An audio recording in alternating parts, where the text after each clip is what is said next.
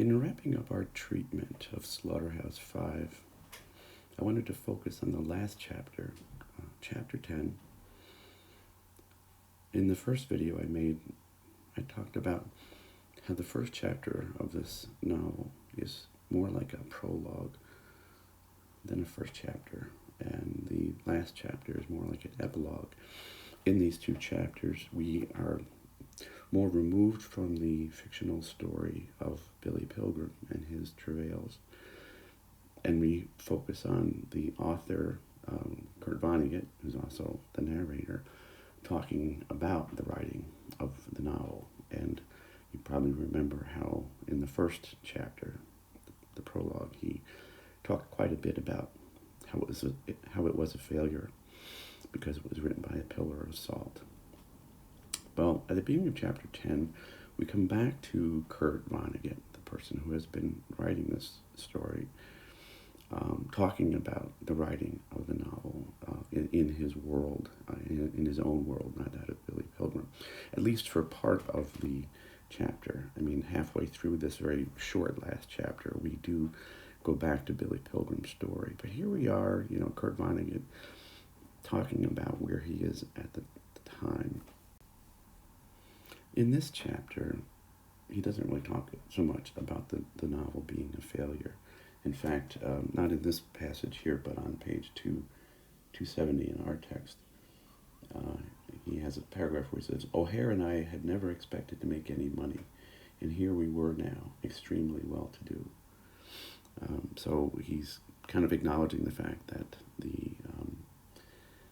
that he has written something that is going to be pretty memorable. And, after the fact, after the novel is published, this did become quite an astonishing success. I was reading something earlier about how Vonnegut struggled in the 60s with getting his fiction published, much the way Kilgore Trout did.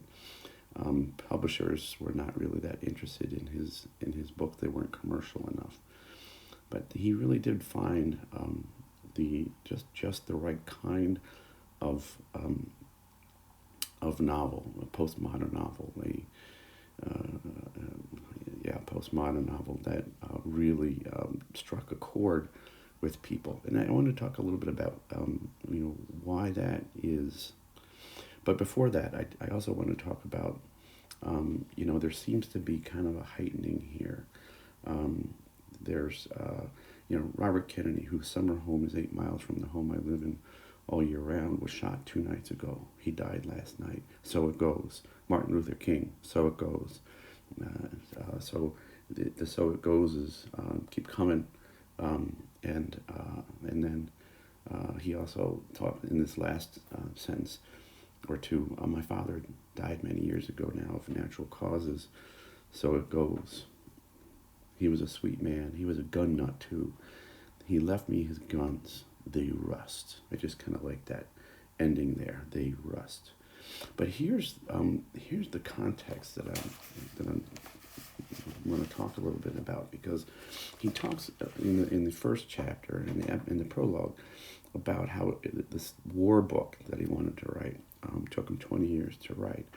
So why did it take so long? And, I don't know what any of the drafts looked like at that time, but, how he revised it and what he came up with.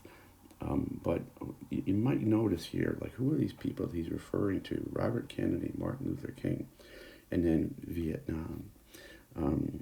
Every day my government gives me an account of corpses created by military science in Vietnam.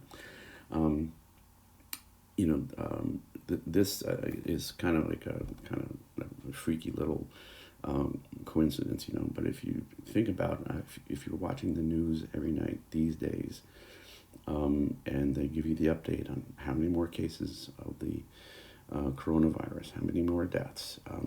This is something that they did during the Vietnam War.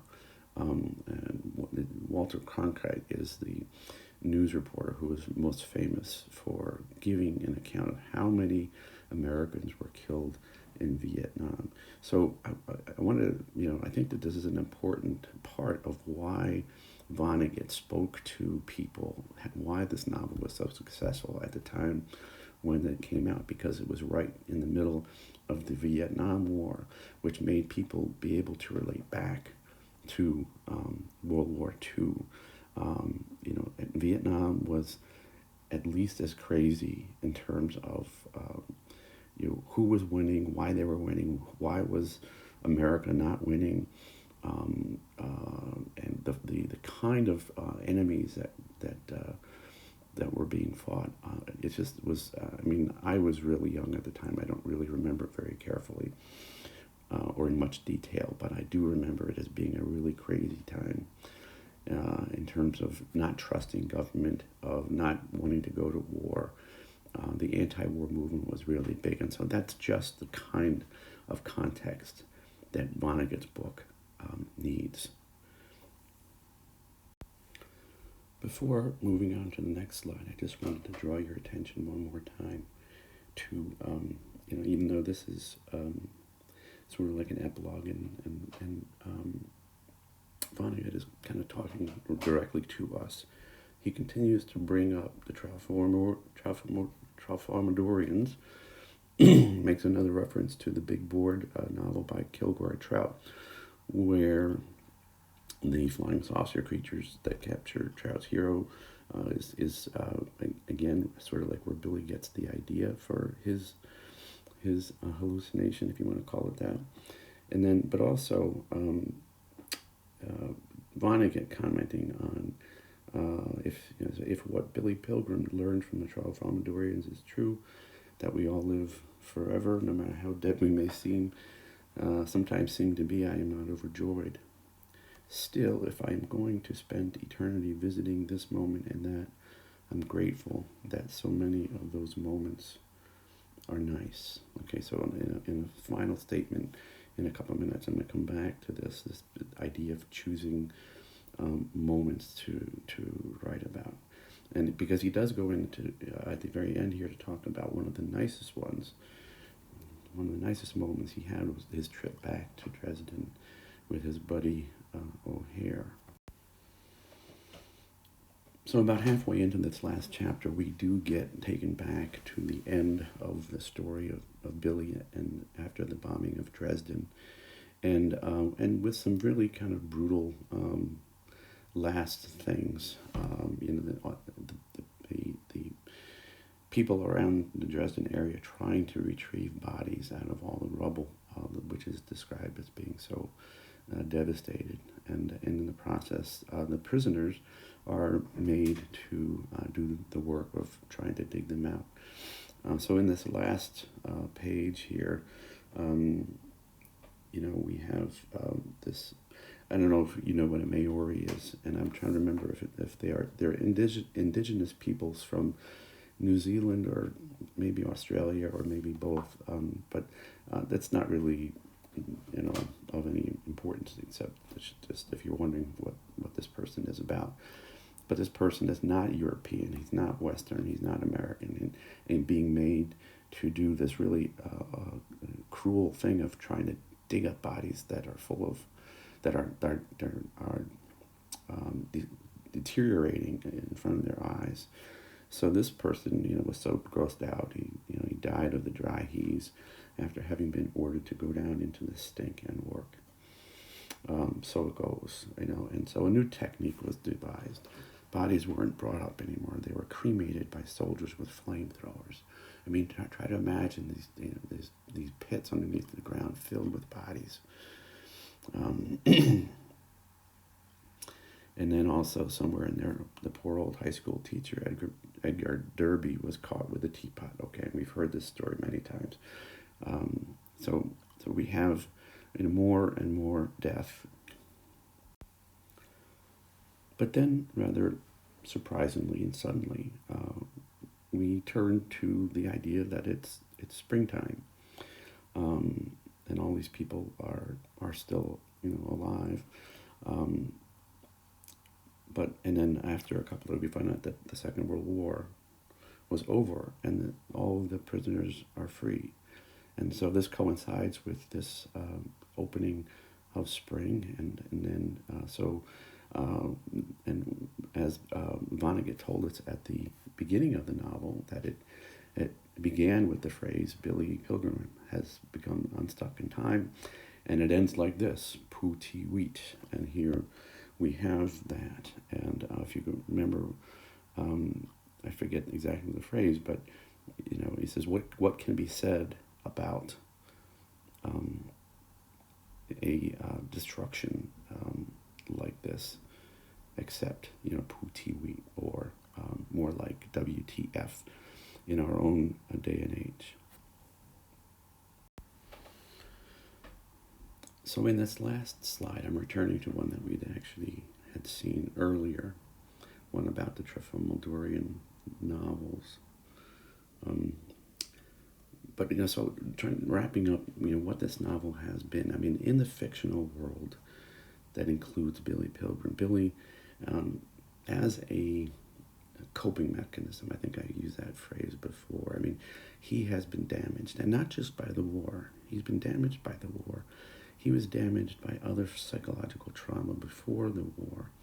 And then, of course, it was the culminating thing was the plane crash, where he was the only one that survived. If you think of this is something that Vonnegut personally came back to again and again, is that so many people were killed in Dresden, but not him. And he and the few other prisoners there. And it's just kind of an astounding moment, how many people were killed, but not him. And so Billy Pilgrim goes through this thing. He was through the war and the bombing of Dresden, but he survived. And then he was on this flight where all the other optometrists were killed, but not him. So why is it that he survives it? And this is a burden, really, for anyone to have to live with that sense of, I don't know if it's guilt or whatever, but just why did I survive? But so as a coping mechanism for all of this, I guess what we're supposed to take away from this story is that he's borrowed from that book called The Big Board to come up with the idea of the Trifomildorians, to come up with the idea of the fourth dimension, which relieves him from the thoughts of death and the end of life. So this is like in the fictional world, this is how he has imagined that he's borrowed the Kilgore Trout novel. He's come up with the Trifomildorians, and he's also borrowed from a magazine from Montana Wild Hack to make a contribution to that story as well. And with this story of the Trifomildorians that he tries to preach, really, after he gets out of the hospital, Billy Pilgrim is the optometrist who tries to provide corrective lenses for the world. On another level, though, and a parallel one, we have Vonnegut, the author, who has also been traumatized by war. I mean, he has come out of things a bit better than Billy, but he has been, if you think of the way he describes himself as the guy who gets drunk and calls people up in the middle of the night. I mean, this is someone who has also difficulty dealing with reality. But what he has done as an author is, I guess in a more constructive way, he has produced, in many ways, as I was mentioning in an earlier video, a Trifomildorian novel. He look at how they were laid out. He could at least see how the books were laid out. Brief clumps of symbols separated by stars. All of these little sections and all of these little dots here that actually are kind of more like stars if you look at them closely. And it's all not arranged in any kind of chronological order. So it's really something that's presented to us in the fourth dimension, in a way. And it also, even though it's filled with lots of horrible things, Vonnegut in that Tralfamadorian way, is able to pick out some of the nicer moments, so that we're not, I mean, if you're talking about an anti-war novel and you just tell the, the trauma of death and destruction, it's hard to deal with that. And so if following this path that he has developed, this fourth dimension of nice times versus, the bad times, this and that black humor that is a result of it, he has made for a really strong statement, and a really strong anti-war statement that has stuck with the reading public ever since. All right, so that's the end of that. So we'll be moving on next time.